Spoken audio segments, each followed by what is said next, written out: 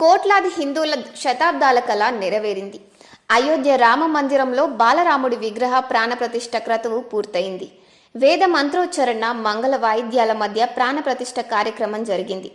ప్రాణప్రతిష్ఠ కార్యక్రమంలో ప్రధాని మోదీ, ఆర్ఎస్ఎస్ చీఫ్ మోహన్ భగవత్, ఉత్తరప్రదేశ్ ముఖ్యమంత్రి యోగి ఆదిత్యనాథ్ పాల్గొన్నారు. ప్రాణప్రతిష్ఠ ముగిసిన తర్వాత గర్భగుడిలో ప్రధాని మోదీ స్వామివారి విగ్రహం వద్ద తొలి పూజ చేశారు. స్వామివారికి తొలి హారతిని ఇచ్చారు. ఆయన పాదాల వద్ద పూలను ఉంచి నమస్కరించి ఆశీర్వాదాలు తీసుకున్నారు. ప్రాణప్రతిష్ఠ కార్యక్రమం ముగిసిన వెంటనే రామ జన్మభూమిపై హెలికాప్టర్లతో పూలను చల్లారు. మరోవైపు రాముడి ప్రాణప్రతిష్ఠ కార్యక్రమాన్ని దేశ ప్రజలంతా టీవీల ద్వారా వీక్షించారు.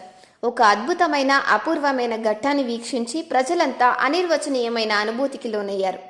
ప్రసన్న వదనం, చిరుదరహాసం, స్వర్ణాభరణాలతో ఎడమ చేతిలో విల్లు, కుడి చేతిలో బాణంతో బాలరాముడు భక్తులకు దర్శనమిచ్చాడు. ఆ రోజు